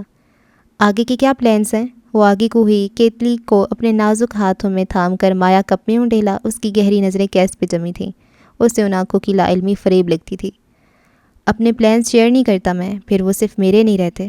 کافی شدت پسند واقعہ ہوئی ہو تم۔ اپنی چیزوں کو لے کر ہاں کہہ سکتی ہیں آپ۔ اور تمہاری چیزوں میں کیا کیا شمار ہوتا ہے؟ اس نے چائے کا کپ اس کی طرف بڑھایا۔ قیسم، میرا خاندان اور وہ۔ اس نے کپ واپس پیچھے کیا۔ چائے نہیں پیتا میں۔ تمہیں نہیں لگتا اسے اس لسٹ میں شامل نہیں ہونا چاہیے؟ مجھے لگتا ہے اس کے علاوہ کسی اور کو نہیں ہونا چاہیے۔ اتنی شدت پسندی اسے تم سے دور کر سکتی ہے؟ وہ اگر خود چاہے تب بھی مجھ سے دور نہیں جا سکتی۔ میرے نام کی مہر ہے اس کے ساتھ۔ ایک آکورڈ سی صورتحال جانے کیوں پیدا ہو گئی تھی۔ کیس کے چہرے پہ تناؤ تھا۔ اسنا چبھتی ہوئی نظروں سے اسے دیکھ رہی تھی۔ اسنا نے پیچھے کو ہو کر ٹیک لگائی اور اسے گہری نظروں سے دیکھا۔ وہ قیسم کے لیے دیے گئے پیسے بڑے حق سے لیتا تھا۔ وہ گھاک آدمی کسی عمل کی تفتیش نہیں کرتا تھا۔ اس کے بارے میں براق لا علم ہو سکتا تھا، اسنا نہیں۔ ایک عرصہ ہوا وہ لا علمی کو خیر آباد کہہ آئی تھی۔ میرے شوہر کچھ سوچ رہے تھے، وہ مبہم انداز میں گویا ہوئی۔ وہ چاہتا ہے اپنے چھوٹے بھائی حاکم کی بڑی بیٹی کا رشتہ براق کے لیے مانگ لے، وہ کہہ گئی، مگر قیس گمبھیر کے سارے جسم پہ کسی نے کھولتا ہوا تیل ڈال دیا۔ میرے شوہر کا بھائی گاؤں میں رہتا ہے اور تمہیں اس لیے بلوایا تاکہ تم سے بھی مشورہ کر لیں۔ حاکم کی بیٹی زینیا، تمہیں اس کی تصویر دکھاؤں گی، بتانا کیسی لگتی ہے۔ ویسے براق خوش ہے، وہ لڑکی بہت خوبصورت ہے اور اس کی خوبصورتی صرف میری ہے۔ وہ اس قدر سختی سے بولا کہ اسنا ٹھہر گئی۔ لبوں پہ البتہ فاتحانہ مسکراہٹ تھی۔ یہ کھیل بند کریں، میں جانتا ہوں آپ کون ہیں اور آپ بہت اچھے سے جانتی ہیں مجھے کیا کیا علم ہے۔ اگر اس کا نام اپنے 2 ٹکے کے بد نسل بیٹے کے ساتھ جوڑنے کی کوشش کی بھی تو میں یہ بھول جاؤں گا کہ آپ ایک عورت ہیں۔ اپنا کاروبار اور سازشیں مجھ تک رکھیں، میری ریڈ لائن کو پار مت کریں۔ اس نے ایک ایک لفظ چبا چبا کر ادا کیا۔ سارا بدن تانبے کی مانند سرخ ہو رہا تھا، کسی نے واقعی اس کی ریڈ لائن پار کر دی تھی۔ اوہ کیس، اس کا نام محظوظ انداز میں لے رہی تھی۔ یعنی میں درست تھی؟ یعنی میرا شوہر بے وقوف تھا؟ یعنی تم صرف ہماری دولت کھاتے رہے؟ میں جانتی تھی اور مجھے یقین تھا تم بھی میرے علم سے لا علم نہیں۔ میں نے کسی کی دولت نہیں کھائی، میں بس اپنا حق لے رہا تھا، چھین کر، جھپٹ کر، مار کر یا پھر مر کر۔ اور آپ کو بھی معلوم ہے وہ بیکار ہے، کیونکہ کاروبار آپ کا نہیں، آپ کے بیٹے کا ہے۔ اس دولت پہ صرف اور صرف میرے بیٹے کا حق ہے۔ تم نے درمیان میں آ کر غلطی کی ہے۔ وہ بیٹا جس کے بارے میں اس کے خاندان کو یقین ہے کہ وہ صرف آپ کا بیٹا ہے۔ اس نے وہاں چوٹ کی جہاں درد ہو، مرہم نہ ملے۔ اسنا کا چہرہ سرخ ہوا، وہ اپنی جگہ سے اٹھی اور اس کے سامنے آ کر کھڑی ہوئی۔ ہاؤ ڈے یو، میرے گھر میں بیٹھے ہو تم، یہ لاکھوں روپے کا ڈیزائنر سوٹ میری بھیک ہے اور تم میرے بیٹے کے خلاف بات کر رہے ہو؟ تمہاری اوقات کیا ہے؟ میرے سامنے تم میرے بیٹے کے خلاف کیسے جا سکتے ہو؟ خلاف نہیں ہوں لیکن ساتھ بھی نہیں ہوں، روایات کا امین ہوں، اور میرے لیے اس غیر ذات کے بیٹے کی اوقات ایک کتے جیسی ہے جسے ہم گھر کے باہر رکھتے ہیں، اندر نہیں آنے دیتے۔ اور اس کے باقی کے الفاظ اس کے منہ میں رہ گئے۔ اسنا بنت حنیف نے اپنی پوری قوت سے اس کی رخسار پہ تھپڑ دے مارا تھا۔ اس کی گردن ڈھلک گئی اور اگلے کئی لمحے بھینچے ہوئے لبوں سے وہ گردن اسی طرح ڈھلکائی ہوئی رہا۔ یہ ہے تم جیسے جاگیرداروں کی اوقات۔ وہ کرسی چھوڑ کر اٹھا۔ اسنا کا سارا وجود اس کے سامنے ایک چونٹی کی حیثیت رکھتا تھا۔ اس کی آنکھوں کا قہر، بھینچے ہوئے جبڑے، وہ اس وقت سالم موت تھا۔ اس کا جی چاہا تھا اس عورت کو گلا اپنے ہاتھوں سے دبا دے۔ تم جیسے 2 ٹکے کی عورتوں کی اوقات بتاؤں میں؟ وہ چبا چبا کر بولا۔ بلکہ میں نہیں، اب پوری انڈسٹری کو پتہ چلے گا تمہاری اور تمہاری بیٹی کی اوقات کیا ہے۔ گنج سے اٹھ کر صاف لباس پہن کر تمہیں کیا لگا تھا تم ہم جیسی بن جاؤ گی؟ تمہارا بیٹا درمیان میں جگہ بنا لے گا، خون کہاں سے لاؤ گی؟ وہ حیثیت میں مجھ تک آئے گا، اس کی یہ اوقات ہے؟ وہ آگے ہو رہا تھا اور اب اسنا کے چہرے پہ خوف دیکھا جا سکتا تھا۔ وہ غلط جگہ داؤ کھیل چکی تھی۔ بہت جلد تمہیں بتاؤں گا ایک مرد کو تھپڑ مارنے کا انجام کیا ہوتا ہے، جب یہی تھپڑ ساری فیشن انڈسٹری تمہارے بیٹے کے منہ پہ مارے گی۔ اس کے سامنے سے ہٹا اور باہر جانے لگا۔ وہ جو انڈسٹری میں بھرم رکھتی تھی، قیس گمبھیر اس بھرم کو توڑنے جا رہا تھا۔ حاتم اسے زندہ دفنا دیتا اگر اسنا کا نام اس کے ساتھ آتا۔ اس نے دولت، اولاد، رفاقت کے بدلے رازداری مانگی تھی، اور اگر وہی نہ رہی تو کیا کیا ہو سکتا تھا اسنا واقف تھی، اور براق اس کے بارے میں تو سوچ کر بھی وہ کپ کپانے لگی تھی۔ میری بات سنو قیس، تم ایسے نہیں جا سکتے، تم کسی سے کچھ نہیں کہو گے تم۔ اس نے قیس کا بازو پکڑ کر اسے اپنی طرف کھینچنا چاہا، مگر وہ اسے ایک جھٹکے سے خود سے دور ہٹا چکا تھا۔ ایک لمحہ، صرف ایک لمحے کی بے خبری تھی اور اسنا بنت حنیف دوسری منزل کے سینوں پہ سر کے بل گری۔ زینوں کا ماربل اس کے سر سے ٹکرایا، وہ لڑکتی ہوئی نیچے گرتی چلی گئی، خون کے دھبے زینوں پہ اپنی چھاپ چھوڑتے ہوئے چلے گئے۔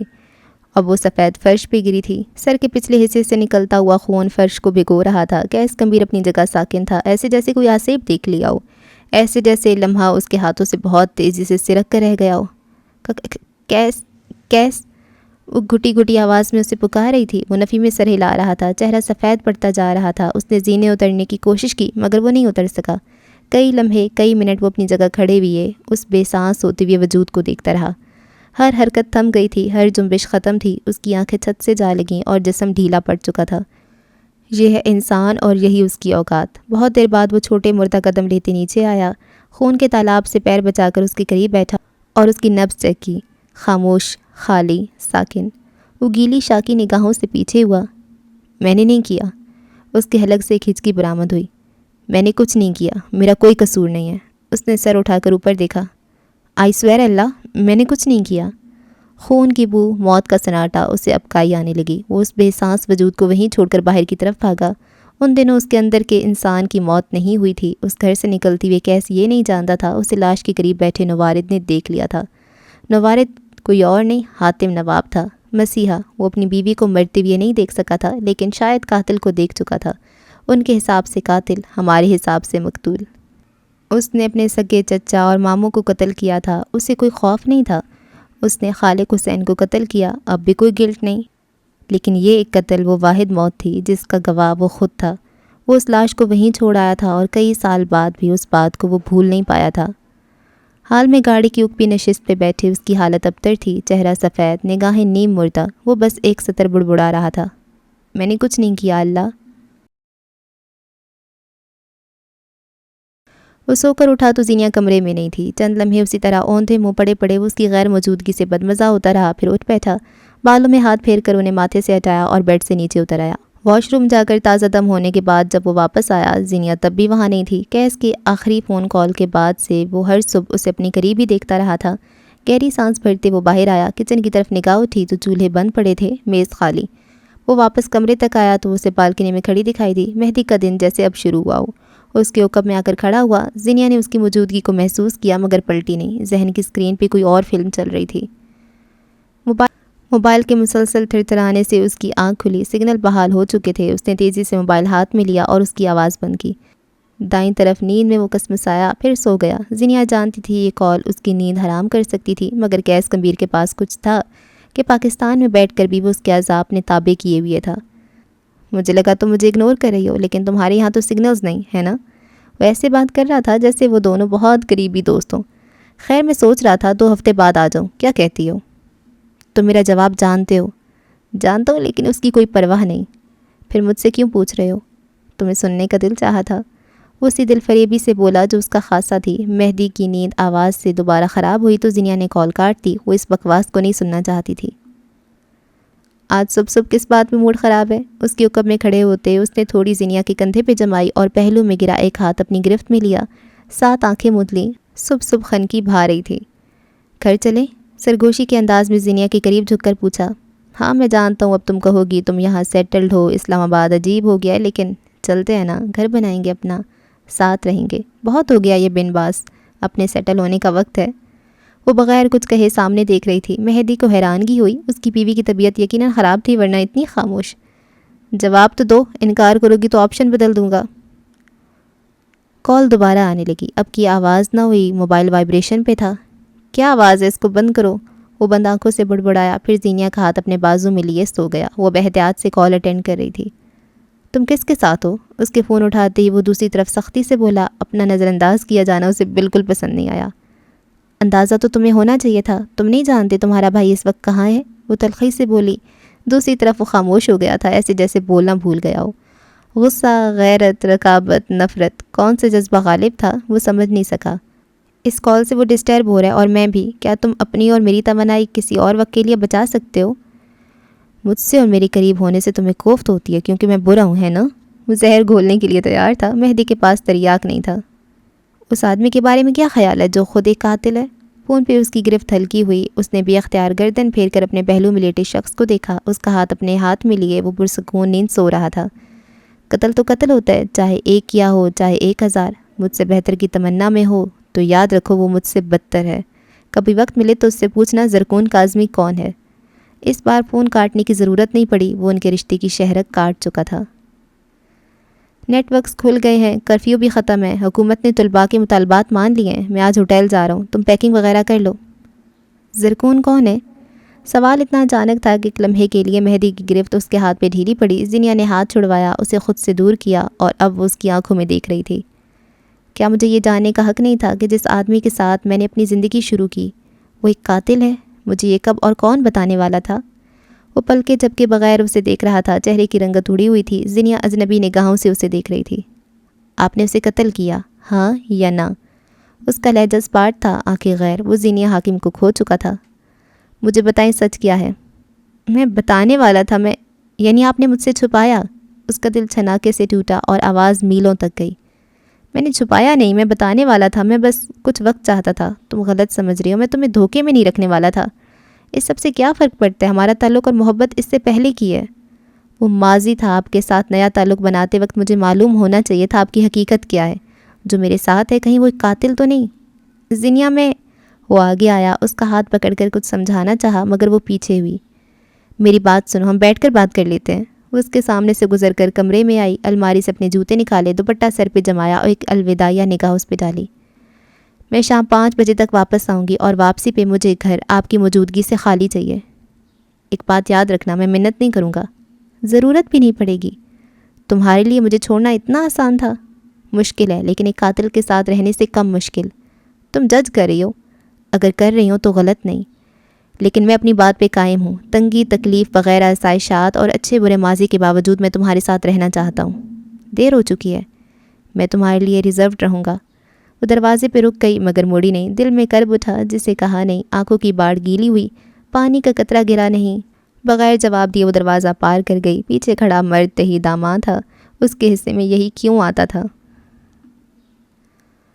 حویلی کی چھت پہ بیٹھے ہوئے اس کی گود میں لیپ ٹاپ رکھا تھا، ہینڈ فری کے تار اس کے کانوں تک آ رہے تھے۔ دوسری طرف اسکرین کے چوکٹے پہ مظفر کا چہرہ تھا۔ مجھے نہیں پتا تھا تم میری بات کو واقعی سیریس لوگی اور دوبارہ مجھے کانٹیکٹ نہیں کرو گی۔ وہ اتنے عرصے بعد اسے دیکھ کر خوش ہوا تھا۔ اور بتاؤ ڈاکٹر کونج حاکم صاحبہ، کیا تمہارے ارد گرد دنیا ٹھیک ہے؟ دنیا کب ٹھیک ہوتی ہے؟ میں نے خود کو ٹھیک کرنے کی ذمہ داری لی تھی۔ کیا مطلب؟ تم اب بھی رنگ قد کے تانے ملتے ہیں؟ وہ تعصب کی بھٹی میں جلا ہوا نہیں، کسی باغیچے کے کھلے ہوئے پھول کی طرح پوچھ رہا تھا۔ کونج مسکرائی، سادہ خود شناس مسکراہٹ۔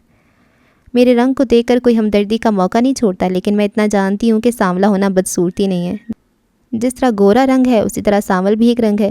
اب نہ بھی بول دیتی ہوں، انا اور نا کا مطلب بھی پتہ ہے، اور یہ نہیں ہوتا کہ میرا پیٹرن ٹوٹے نہ ٹوٹ جاتا ہے، پھر اسے درست کرنے کی کوشش کرتی ہوں۔ مجھے لگتا ہے اگر اتنی ہی کوشش کرنی ہے تو کیا فائدہ، لیکن اب سمجھ آیا ہے۔ It is what it is. میں زینیا نہیں، کونج ہوں۔ دنیا نہیں سمجھتی، ہم نے خود سمجھنا ہوتا ہے۔ 2 سال یا 3 سال کے اندر ہم ایک بہترین انسان نہیں بنتے، یہ کوشش ساری زندگی جاری رہتی ہے، میری بھی جاری ہے۔ مظفر متاثر ہوئے بغیر نہیں رہ سکا۔ سچ یہ تھا کہ کچھ سال قبل اس کے پاس اس لڑکی کو دینے کے لیے کچھ وقت نہیں تھا۔ کچھ علاج پیسوں کی خاطر ہوتے ہیں اور کچھ پیشے کی۔ اس نے یہ علاج پیشے کی خاطر کیا تھا۔ تم خاصی ذہین ہو گئی ہو، پھر یہ بتاؤ کیا چیز ہے جو تمہیں میرے پاس واپس لائی؟ میرا خاندان، وہ یاسیت سے بولی۔ میرے ابا ایک اچھے انسان نہیں تھے اور ہم ان کا برے سے برا رویہ دیکھ کر بڑے ہوئے، لیکن کچھ وقت پہلے سے ان کا رویہ بدلنا شروع ہو گیا۔ میں اس رویے کو قبول نہیں کر پا رہی، میں انہیں کبھی معاف نہیں کر سکتی اور نہ ہی کرنا چاہتی ہوں۔ تم انہیں کیوں معاف نہیں کرنا چاہتی؟ وجہ جاننے کی کوشش کی؟ کونج نے سر نفی میں ہلایا۔ تم شاید انہیں قصوروار رکھنا چاہتی ہو۔ ہم برے حالات سے نکل آتے ہیں، لیکن اپنے اندر کی خود ترسی کو نکالتے ہوئے بہت تکلیف ہوتی ہے۔ جو وکٹم کارڈ ہمیں ملا ہوتا ہے اسے چھوڑنا مشکل ہوتا ہے۔ تمہارے لیے بھی مشکل ہوگا، ہے نا؟ اسے مظفر سے خوف آیا، وہ اسے پڑھ رہا تھا اور وہ بس یہی نہیں چاہتی تھی، یا شاید یہی چاہتی تھی۔ میرے اندر کی اس ڈری ہوئی، اس جھجکی ہوئی لڑکی کو میں ہر وقت یہی دلاسا دیتی ہوں کہ میرا ماضی اور بچپن برا تھا۔ ولن ابا تھے، میں نہیں۔ انہیں معاف کر دوں گی تو پیچھے کیا رہ جائے گا؟ مظفر سمجھ سکتا تھا وہ بے چینی جو اس بچے کے اندر ہوتی ہے، جسے خاندان کی طرف سے محفوظ نہیں محسوس کروایا گیا، جسے بیچ محفل میں تانے دیے گئے، جس کے رنگ قد پڑھائی پہ بات ہوئی۔ دنیا کو سمجھنا چاہیے، فیملی ہر بچے کا سیف اور کمفرٹ زون نہیں ہوتی۔ پیچھے تم اور تمہارا دل رہ جائے گا، پیچھے تمہاری آزادی ہوگی۔ وہ اپنے صاحب کا نرم انداز میں بولا، جو کچھ انہوں نے تمہارے ساتھ کیا وہ غلط تھا، اور تم آگے کیا کرنے کا سوچ رہی ہو؟ اپنے باپ کو معاف نہ کرنے سے تم کبھی بھی ماضی کو پیچھے نہیں چھوڑ سکو گی، اور اسی ماضی کے ساتھ کسی کی بیوی اور ماں بنو گی تو ابیوز کا سائیکل ختم نہیں ہوگا اور نئے سرے سے شروع ہوگا۔ نئی نسل کے لیے رویے بدلنے پڑتے ہیں نا۔ میں کیوں بدلوں؟ مجھے ابیوز کیا گیا، میں کیوں کسی کے لیے اچھی بنوں؟ اس کی آنکھوں میں نمی تھی، دل میں ڈھیر ساری چبھن۔ کسی اور کے لیے نہ صحیح، اپنے لیے کرو۔ انسان کا دماغ ایک پیٹرن پہ کام کرتا ہے، اس کے ساتھ برا ہوا تو وہ خود کو مظلوم سمجھتا رہے گا یا پھر خود کو الزام دے گا کہ ساری غلطی میری تھی۔ ایسے میں کچھ ہوتے ہیں جو تجزیہ نکالتے ہیں، کچھ اپنا، کچھ سامنے والے کا قصور یا پھر سارا سامنے والے کا، اور انہیں معاف کر کے آگے بڑھ جاتے ہیں۔ جو پیچھے رہ جانے والے ہیں وہ ساری عمر گلٹی رہتے ہیں، اندر سے کھوکھلے اور باہر سے انتقامی۔ جب انسان معاف نہیں کرتا تو اس کے ذہن سے ٹراما کبھی نکل نہیں پاتا، اور جب وہ معاف کر دیتے ہیں تب مظفر ہلکا سا مسکرایا۔ تب وہ خود کو کم تر نہیں، سپیریئر سمجھتا ہے، ہلکا پھلکا آزاد۔ انسان میں اونچا رہنے کا کمپلیکس ہے اور رہے گا، اس لیے معافی سے کسی دوسرے کو فرق پڑے یا نہ پڑے تمہیں خود کو فرق پڑے گا۔ وہ چند پل ہونٹ کاٹتی رہی، بے چینی بے کلی حد سے سوا ہوئی۔ تمہیں شادی سے ڈر لگتا ہے؟ اس کا چہرہ پڑ چکا تھا، گونج کی گردن مارے شرمندگی کے جھک گئی۔ تمہیں لگتا ہے شاید آگے جا کر تم یا تمہارا شوہر ابیوز ہو جائے گا؟ وہ کچھ نہیں بولی، بس سر کو اس بات میں ہلا دیا۔ شادی کو ہم نے ہی اوور ریٹڈ کر دیا، ورنہ یہ ایک تعلق ہے۔ بہن بھائی یا ماں باپ سے مسائل ہوں تو کیا ہم ان سے اس تعلق سے ڈرنے لگ جاتے ہیں؟ ہمیں پتہ ہوتا ہے کہ سب ٹھیک ہونا ہی ہے، جھگڑا ختم ہوگا، نہیں ہوا تو کوئی بات نہیں۔ شادی کے لیے سب سے ضروری چیز ہوتی ہے ذہنی رضامندی، اور ذہنی رضامندی تب مل سکتی ہے جب ایک دماغ تندرست ہو۔ دماغ کو 10 قسم کے مسائل میں الجھا کر شادی کا سوچو گی تو اس کی صرف ایک سیاہ سائٹ ہی دکھائی دے گی۔ تم دیکھنا چاہتی ہو؟ میں اسے ہرٹ نہیں کرنا چاہتی، اس لیے میرے لیے بہت کچھ برداشت کیا۔ میں خود کو اس کا احسان مند سمجھتی ہوں۔ تمہیں اس کو ایک اچھا انسان سمجھنا چاہیے، احسان مند بھی رہنا چاہیے، لیکن اس بوجھ کو اتنا مت بڑھانا کہ تم تھک جاؤ۔ شادیاں برابر کی ہوتی ہیں، وہاں احسان مند ہو کر نہیں جانا ہے، وہاں اعلیٰ ہو کر نہیں جانا ہے۔ خود کو سمجھاؤ، اپنی سوچ کو مثبت بنانے کی کوشش کرو، چیزوں اور حالاتوں میں وہ پہلو ڈھونڈو جو تمہیں پرسکون کریں۔ ٹینشن جب آئی تب کی تب دیکھی جائے گی۔ مسئلہ تو یہ ہے کہ تب دیکھی نہیں جاتی۔ وہ مسکراتی ہوئی بولی تو مظفر بھی ہلکا سا ہنسا۔ اب وہ اسے مختلف مشورے دے رہا تھا، گونج سنتی رہی، مگر اس کی ساری توجہ لفظ معافی پہ تھی۔ کیا وہ اس انسان کو معاف کر سکتی تھی؟ وہ چلا گیا، پیچھے یادیں خوشبو چھوڑ گیا تھا۔ اس نے زینیہ حکیم کی عادتیں بگاڑ دی تھیں۔ اسے گئے 3 روز ہو چکے تھے اور وہ یہ نہیں سمجھ پا رہی تھی تکلیف زیادہ ہے یا حد سے زیادہ۔ اس طرح اداس رہ کر، خود پہ خوشیاں بند کر کے تم کیا ثابت کرنا چاہتی ہو؟ وہ غلط تھا؟ نیما سے جب رہا نہ گیا تو وہ باز پرست کرنے آ گئی۔ زینیہ نے اسپاٹ نگاہیں اٹھا کے اسے دیکھا جن میں کچھ ملامت بھی تھی۔ اس نے مجھ سے سچ چھپایا ہے، اسے چاہیے تھا مجھے بتاتا۔ اس نے گیس کے سامنے میری گردن جھکائی ہے۔ بنگالی عورت افسوس سے نفی میں سر ہلانے لگی۔ تم نے بہت سی عادتیں سدھار لیں، لیکن آج تک اپنے اندر سے ناشکری اور گھمنڈ نہیں نکال سکیں۔ تم غلط ہونے پہ جھک نہیں سکیں۔ اس نے تمہیں اس قتل کا نہیں بتایا، ٹھیک، مگر کیا تم نے اسے بتایا کہ تم 1 سال تک سوشل ہراسمنٹ کا شکار رہی ہو؟ کوئی چانٹا تھا جو اس کے منہ پہ پڑا اور جلن سارے جسم میں پھیل گئی۔ زینیہ حاکم چند لمحوں کے لیے کچھ کہہ نہ سکی۔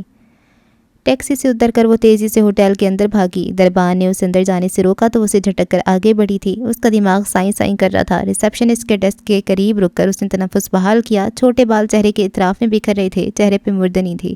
وہ کسی کی تلاش میں تھی، کوئی ایسا جسے ہاتھوں سے گنوا دیا تھا۔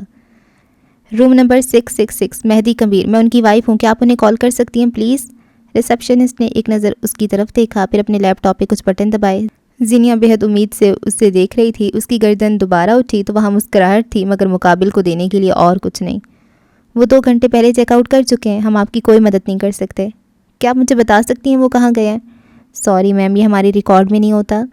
وہ لب کاٹ کر رہ گئی۔ ریسیپشن ڈیسک سے ہٹتے ہوئے اسے اپنے اعصاب شل ہوتے محسوس ہوئے۔ اسے ایک بار پھر کھونا موت جیسا تھا۔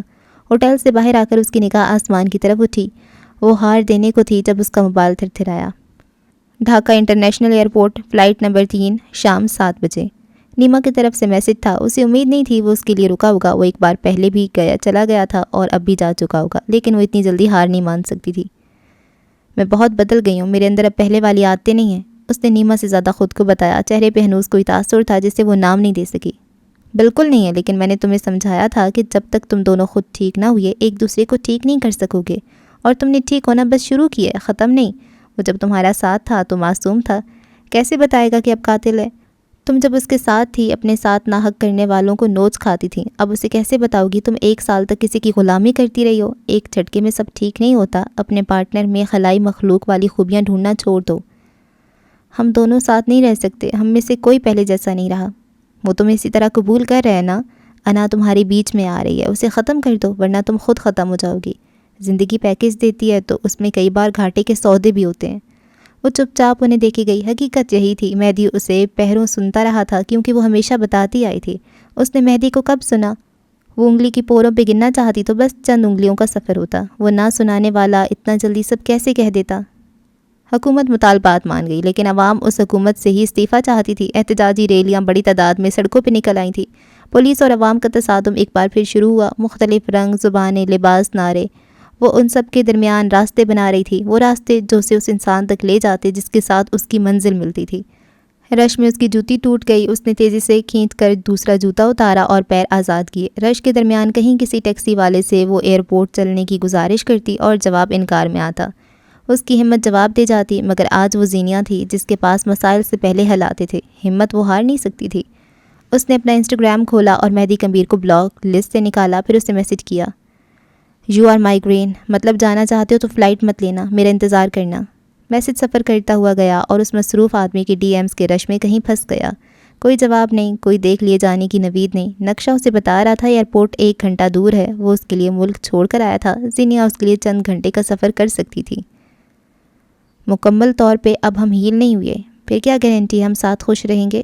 مکمل تو کچھ نہیں، کم از کم اس دنیا میں کچھ مکمل نہیں۔ تمہیں وہ انسان نہیں ملے گا جو پرفیکٹ ہو، کچھ ٹراماز کچھ ہیل نہیں ہوتے، انسان ان کے ساتھ جینا سیکھ جاتا ہے۔ تم دونوں سیکھ چکے ہو، آگے بڑھ رہے ہو، کچھ وقت بعد حالات مزید بہتر ہو سکتے ہیں، نہ ہوئے تو؟ اسے ایک ہی خدشہ لاحق تھا، گارنٹی تو زندگی کی بھی نہیں، تو کیا جینا چھوڑ دیں؟ ویسے اس کے ہوٹل کا ایڈریس ہے میرے پاس۔ وہ مسکراہٹ دبا کر بولی۔ وہ معذرت قبول کر لے گا؟ بی بی جس نے تم جیسی ڈائن 3 بار قبول کر لی، اس کے لیے معذرت کیا چیز ہے؟ وہ سلگ کر بولی تو زینیہ نے آنکھیں گھمائیں۔ جیلس فریک، دل سے البتہ بوجھ سے رکھ گیا تھا۔ پہلی بار اسے اپنی تھیریز غلط ہوتے دیکھ خوشی ہوئی، کیونکہ یہ تمام چیزیں اسے مہدی کے قریب کر رہی تھیں۔ ایئرپورٹ پہ رش تھا، معمول سے زیادہ رش۔ ایلیٹ بنگالی ملک کے ان حالات سے نظریں چرائے بھاگ رہے تھے اور برہنہ پیروں والی وہ بوکھلائی لڑکی متلاشی نظروں سے کسی کو ڈھونڈ رہی تھی۔ اس کی آنکھیں کسی بھی وقت برسنے کو تیار تھیں۔ ایئرپورٹ کی سیلنگ پہ اب تیز سفید بتیاں جگمگانے لگیں، وہ اس روشنی میں کسی کو ڈھونڈ رہی تھی۔ اس کی حالت شکستہ لگ رہی تھی، لوگ اسے مڑ مڑ کر دیکھ رہے تھے مگر اسے کسی کی پرواہ نہیں تھی۔ موبائل چہرے کے آگے کیے، فلائٹ کا وقت گزرے بہت دیر ہو گئی تھی۔ وہ خالی خالی نگاہوں سے ایئرپورٹ کو تک رہی تھی۔ کرب سا کرب تھا جس نے اس کے دل کو توڑ کے رکھ دیا تھا۔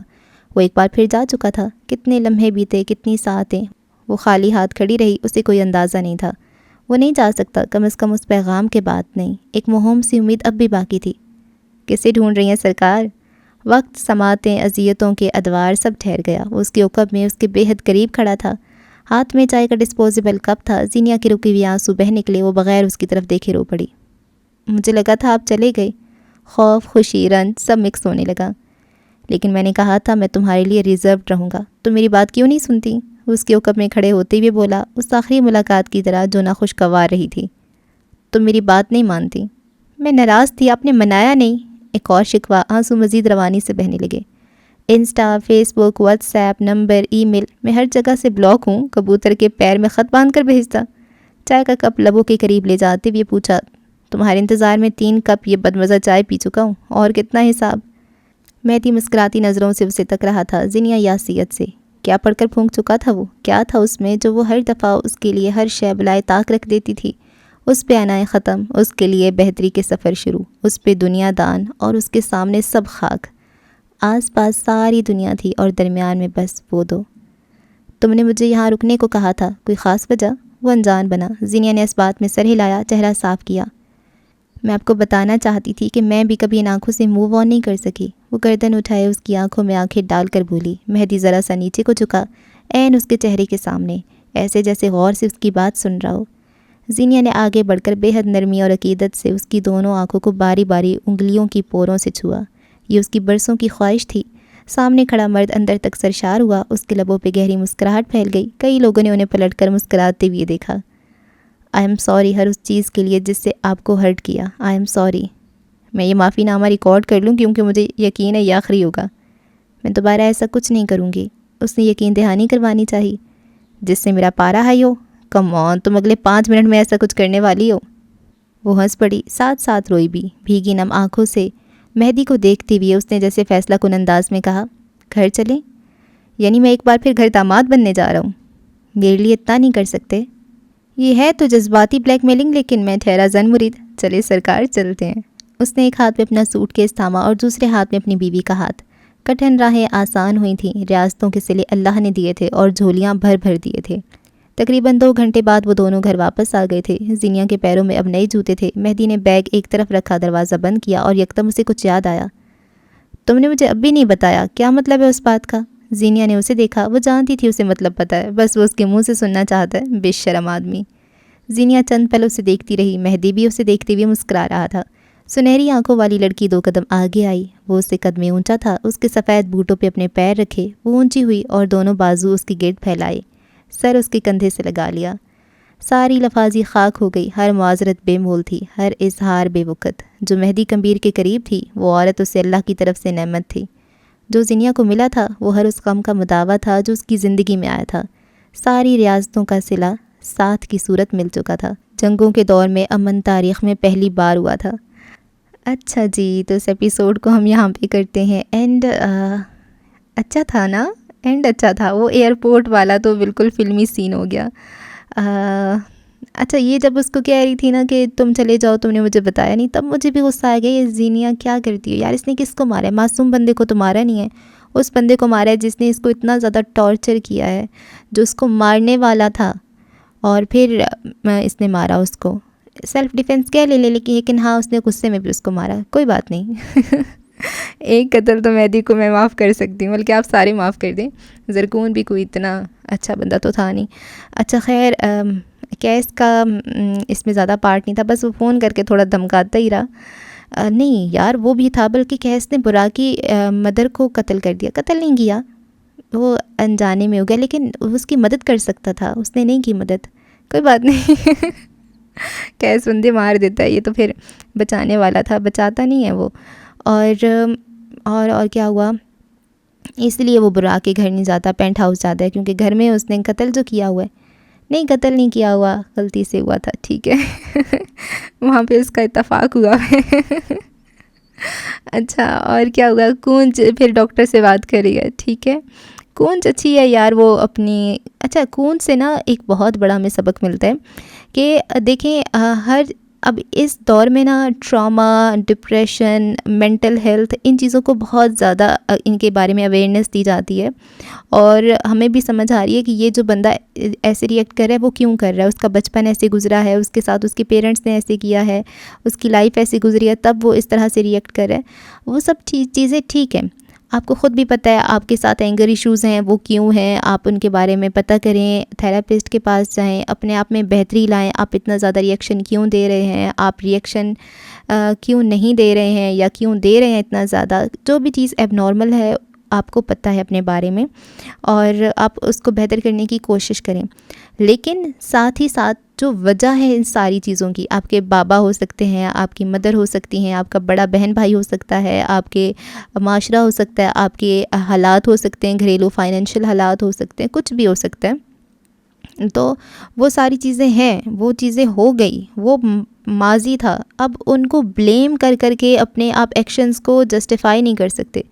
مجھے اینگر ایشوز ہیں کیونکہ بچپن میں میرے ساتھ ایسا ہوتا رہا، تو آپ اگلے کو ایسی سنا دیں، کھری سنا دیں، اور پھر کہیں یار میرے ساتھ نا تو یہ مسئلہ ہے، میں کیا کروں؟ تو یہ غلط ہے، یہ نہیں کرنا۔